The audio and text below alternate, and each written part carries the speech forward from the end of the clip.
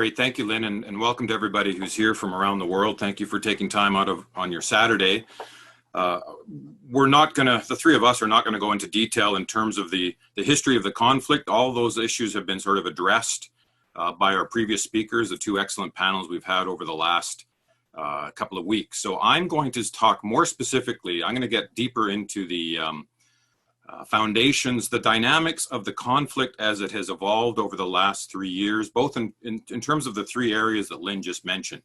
The economic issues, the military, some military security issues, but then particularly a question that many people have asked for the last couple of weeks, which is the why is the international community seem so slow to react to Cameroon?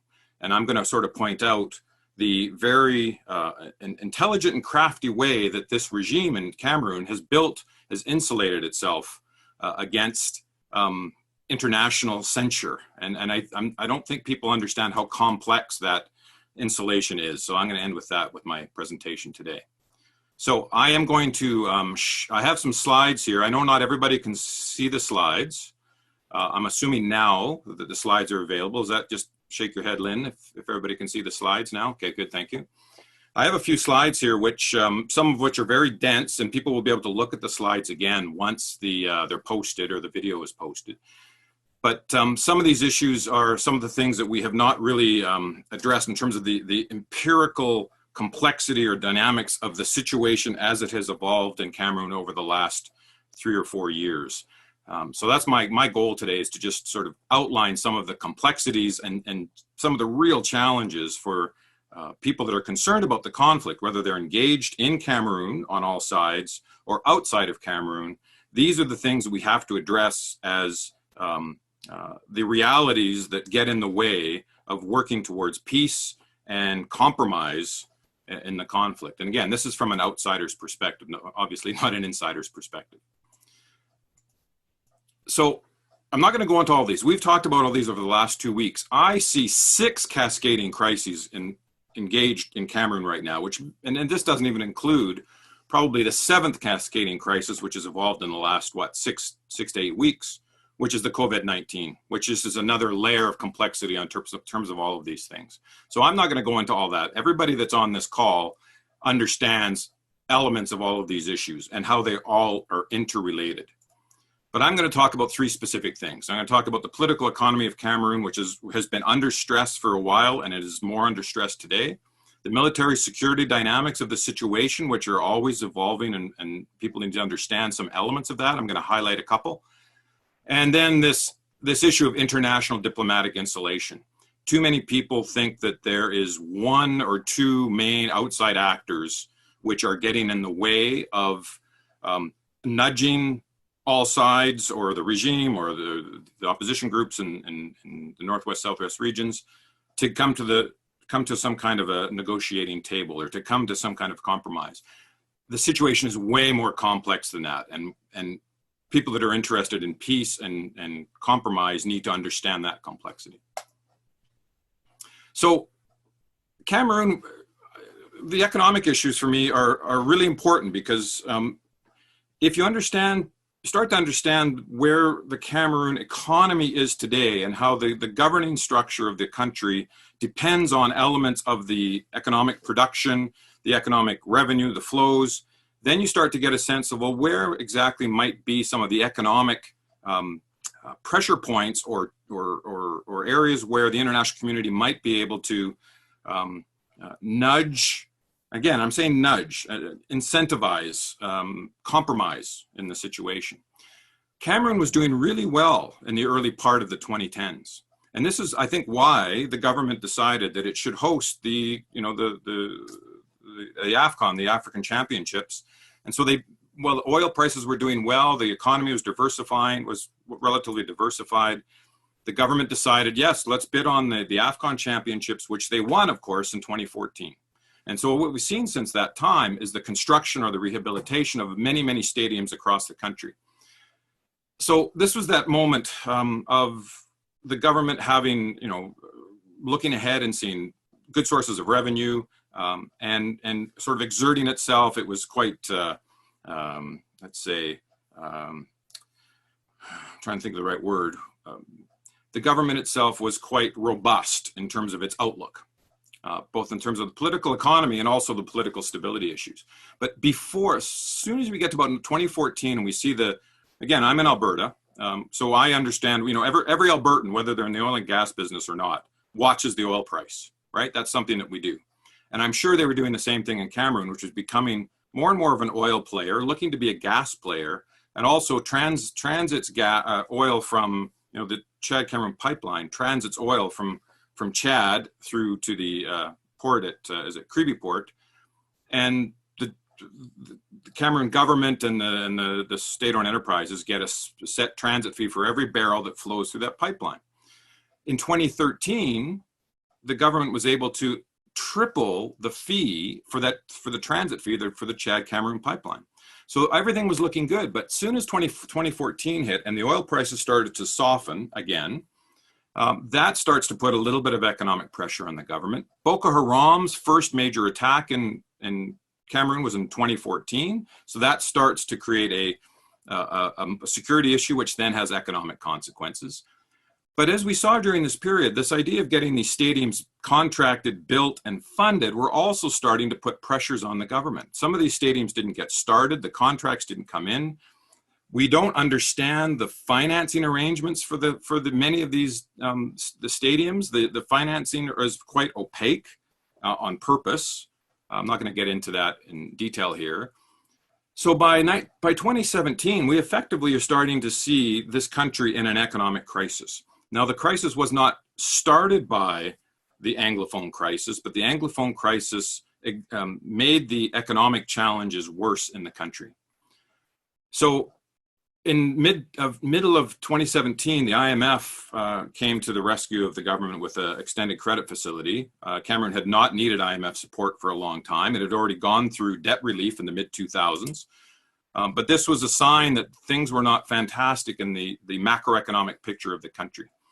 That IMF extended credit facility package expires in June.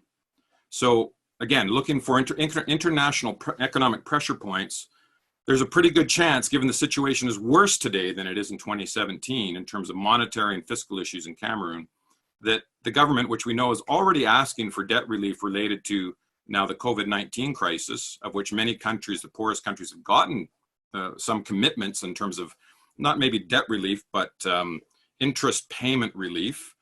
The government is looking at leveraging the COVID crisis to get more IMF and maybe Paris Club support. So that's something to watch. That crisis, economic crisis, though, it starts to get worse and worse. If you start looking at the macroeconomic picture, you start looking at actual business functioning, both in terms of private sector, but particularly the large state-owned enterprise sector in Cameroon. The macroeconomic situation is getting worse by the year, 2017, 2018, 2019. The IMF reports on the economy paper over all that. So you can't, and this is what's really frustrating for some of us, the IMF reports are almost, they get more and more mythical from the 2017, 2018, 2019 periods, picturing 4% growth and the government making all sorts of macroeconomic adjustments. And when you actually look at the picture on the ground, none of that's true. So the IMF itself, we won't get into this, has its own incentives to keep the money flowing and to say things are going okay. The Cameroon economy is not okay. And you look at that from the micro level, from how businesses are functioning. And here's just, I have a list here of 4 state-owned enterprises which have been particularly hard hit during this crisis. The Cameroon Development Corporation, which people have mentioned in the past in the seminars, the plantations, production in some of these places has almost come to zero. Palm oil, which is a major edible oil producer, has effectively almost stopped.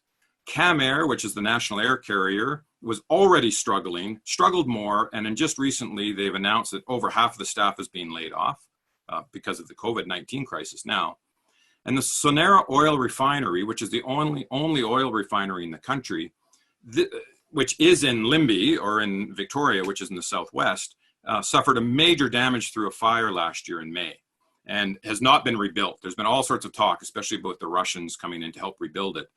But this, again, probably was not related to the crisis in the Anglophone regions, but the fire there in a major industry which employed many people, maybe not all from the Southwest, that has impacted the ability of the country. The country now has to import all of its fuels, right? When in the past it would have, and didn't have to import all of its fuels.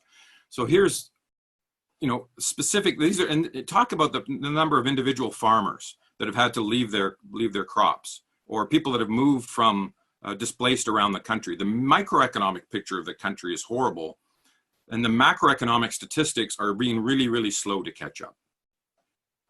So what we see is, we can see this, the budget, the national budget of the country has dropped by $500 million between from 2019 to 2020, which is somewhat related to the lack of revenue that the government has and the lack of ability to borrow more because the government is already highly indebted.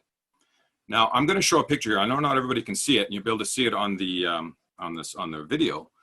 But if you sort of track where the government gets its revenue versus where it spends it, you start to see the issues where shrinkage in parts of the economy directly impact the ability of the government to raise revenue domestically. And so that forces it to either reduce spending or increase borrowing. And we've seen both, decreases in revenue, decreases in spending in some government departments, increases in borrowing locally and internationally. Again, I'm not going to go into all of this, but for instance, the national government gets about 27% of its revenue on an annual basis from value-added tax. As soon as the economy starts to shrink, of course, value-added tax is going to be reduced. So is corporate tax, so is personal income tax and payroll deductions. What we've seen now with the COVID crisis, which hits hospitality and a lot of these areas, the value-added tax is even shrinking faster than it was shrinking before February of 2020. Oil prices have collapsed. That's going to have major impacts on the ability of the government to raise revenue. Import tariffs, gatekeeper taxes, those have decreased. And I'll show you, I have a slide here on some of the impact from COVID, which we'll talk about here.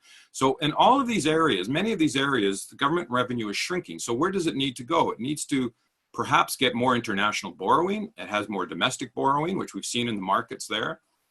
We've seen that the government depends considerably on international payments from both the United Nations and the African Union for its troops that are deployed abroad, for the use of its ports, the use of its corridors. And even the UN is reducing the logistics flows to some of its missions. So all of these are having an already hurting political economic structure. Over the next few months, this is going to be shrinking drastically in Cameroon. And I think that's going to be negative for many Cameroonians and the government, but it's also going to be a chance for the government to have so much fiscal and revenue pressure for the international community to be able to maybe nudge it back or to a negotiating table. Again, I'm showing people now the areas of expenditure that the government does, and I've just noted a few things that already up until 2019, the debt service budget of the central government was already up to 22%. So for every dollar it was spending, 22 cents of that dollar was going towards just debt servicing. That's pretty high. I mean, other countries, and then that was last year, so it's going to be higher now. We don't even know necessarily how all of the AFCON stadiums have been financed. Some of that money is international funds which came to the projects. Some of the money was government money that was put in there, but a lot of that was supposed to be paid back. Those loans were supposed to be paid back when you actually host the events. And when you host the events, you get revenue flows, and then you can pay back the loans. Well, we'll talk about this in a second, but they lost the AFCON 2019, so now they're probably going to host in 2021. But they just this past month in April, they were supposed to host another sort of international champion tournament, and that was canceled because of COVID. So even the money that was supposed to come to pay for the stadium loans is not coming in. And the defense budget is up. The Stockholm Peace Research Institute has already shown that the defense budget that we know of, a lot of it is off the books, it was up 1.4%, which doesn't sound like that much.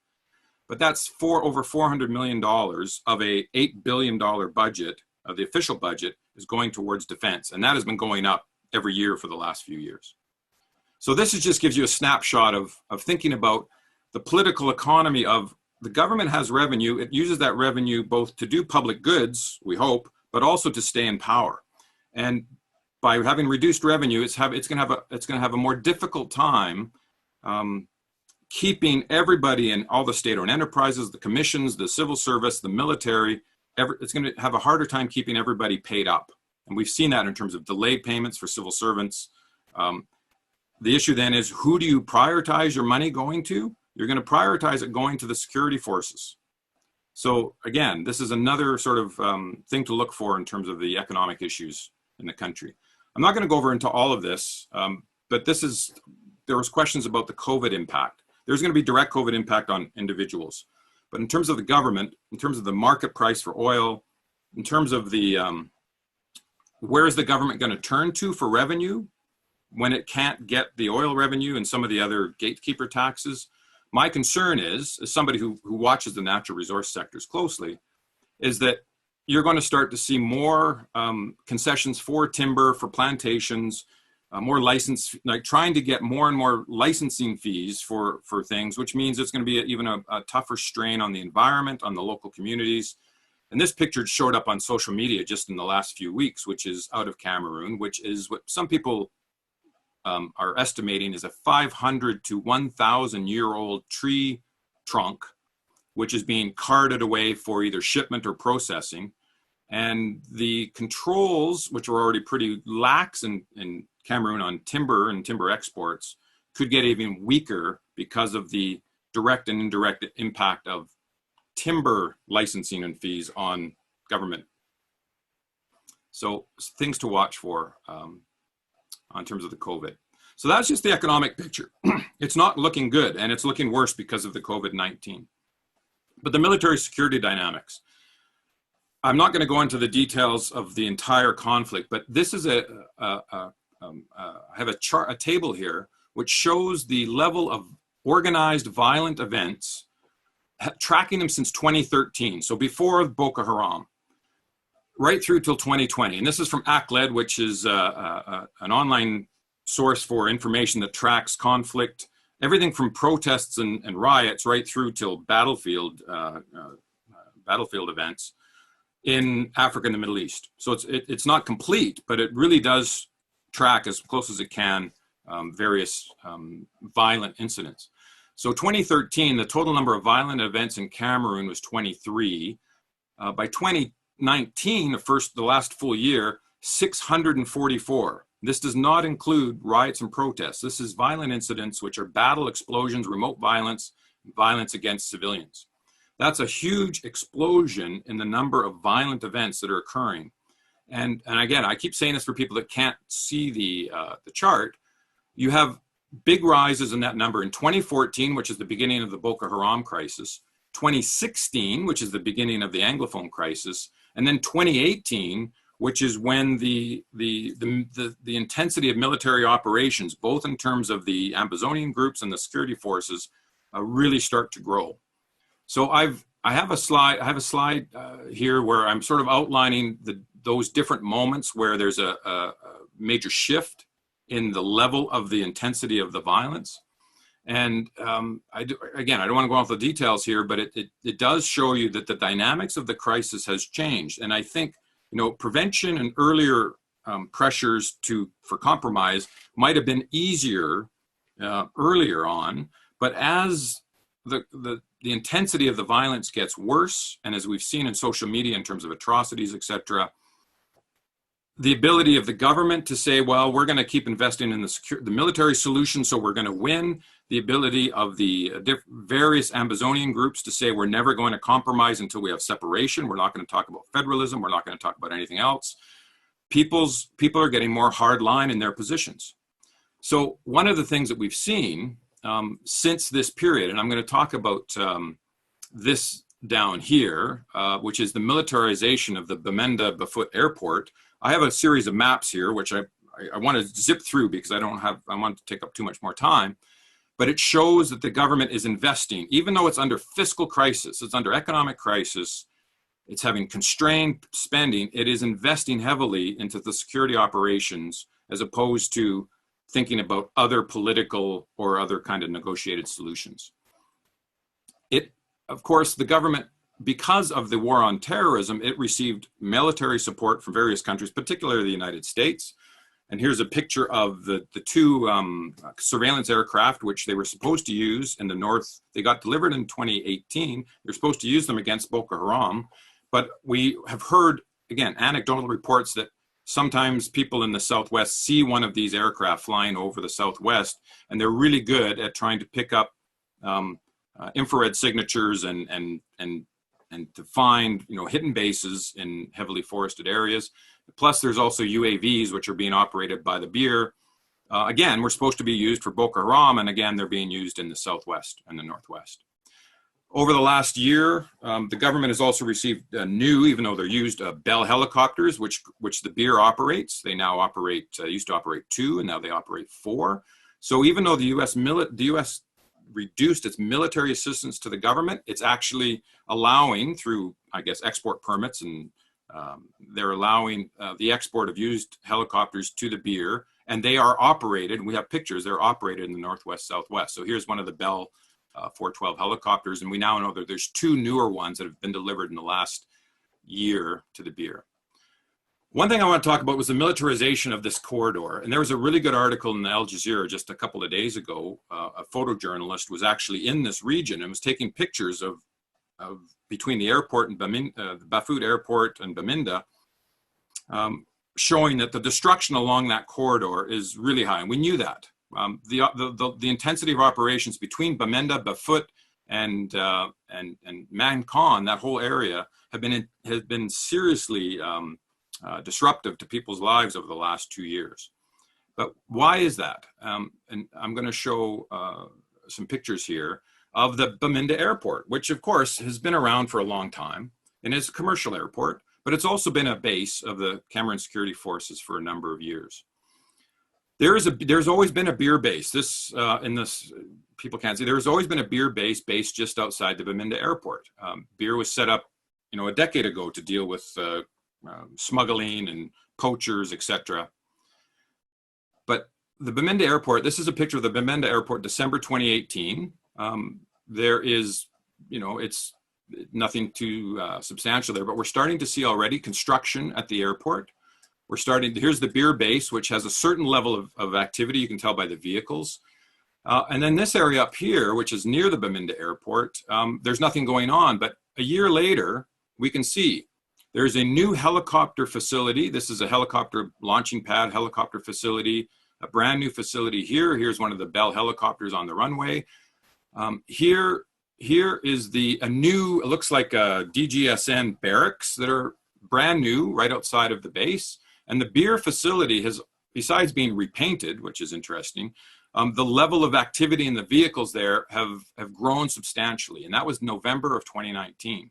We jump ahead to January. This is the last picture I could get from Google Earth. You still see even more vehicles within the BIR base, and the base of the, I think it's the police or the DGSN, there's more and more barracks being built at the Bamenda Air Base. So they've enhanced the helicopter facilities, they've enhanced the barracks. There's much more military and security activity around this base. It is the central base of operations for the Northwest region. And so the government, while it has no money and is getting all the support from the IMF, the World Bank, the African Development Bank, for all these other projects, is investing heavily into the military option, at least in the Northwest, and probably somewhat similar in the Southwest. We've been tracking the level of new military equipment, the military exports. We have both NATO countries, we have China, and even the UAE have supplied considerable new weapons in the last 2 or 3 years to the government. This is on top of the American and even the Canadian elements that we've seen in the previous slides. We know from previous experience the security forces have operated with impunity. We know that there's been issues with many of the AMBA forces in terms of also operating with impunity. There's been good reports on all this. Most people are aware of the Wallenberg CHRDA report from last year, which only focused on crimes against humanity. It didn't focus on war crimes. It didn't focus on genocide. The crimes against humanity were bad enough, right? And well documented reports. majority from security forces, but also showing the elements of the Ambazonian forces, which are also involved in some crimes against humanity. So the overall security situation, the dynamics, the violence is getting worse. The government, which has no money, is spending its hard currency on the military option. It doesn't feel like it has any pressure not to do that. So I've talked about the economic situation, the military situation, and very quickly, I'm going to look at 2 slides, the diplomatic insulation of the government that people don't quite understand. We all think, many people say, if France decided to solve the crisis, it could solve the crisis. That's not completely, it's not completely up to France. France does not have that much individual power. Maybe it did 30 or 40 years ago, it doesn't today. It's still a major player. So we're looking at the P5, the permanent 5 members of this UN Security Council, of course, France and the United Kingdom. There are oil and gas interests from both countries, and we know that the CFA franc, the macroeconomic, as well as the older, diplomatic and political connections between France and Cameroon. So we know that that's part of it. So there's 2 countries, the P5. They have different economic interests, which might be difficult to persuade them to take a more tougher route. What about the United States? Economic interests with ExxonMobil and the pipeline, global war on terrorism interests related to military support for the government. Well, you can say lots of bad things, many, many bad things about the Trump administration, but the 2 things that have changed with the Trump administration is the Trump administration has actually been more attuned to the Cameroon crisis than the previous administration was. And the level of support, the American support for the global war on terrorism is really reduced. The troops that were in Garawa, up in the north, have mostly left. They've mostly been repositioned in Niger. So that's true. And then ExxonMobil is I didn't talk about, but as mentioned in a previous slide, ExxonMobil and Petronas are talking about selling out of their interests in both Chad and the Chad-Cameroon pipeline. So if that happens, the level of American economic interest is lower, the level of interest in the global war on terrorism is lower. That actually allows the United States to play maybe a more active role in trying to nudge the government to come to diplomatic solution. We know that China and Russia both have heavy economic interests and are big stumbling blocks of the UN Security Council in terms of supporting Cameroon and not allowing the issue to actually make it on the official agenda. That is a huge roadblock, which I'm not sure how to overcome. But Nigeria is not that keen on a real diplomatic solution or a negotiated solution to the conflict for its own internal reasons. Both MINUSCA depends on Cameroon, both troops and corridor. The African Union depends on Cameroon for many things related to regional peace and security. So the UN itself, the agencies, not the members, but the agency of the UN dependent on Cameroon. So we're going, well, okay, well, out of those, so the P5, the United Nations, Nigeria, none of those countries have a big incentive to actually move. Well, what about the international organizations? They're still lending money or giving money to the government, so that's tough. What about the Francophonie or the Commonwealth? Well, we've seen neither group move on Cameroon like they've moved in the past on questions like Nigeria, Zimbabwe, and kicked countries out.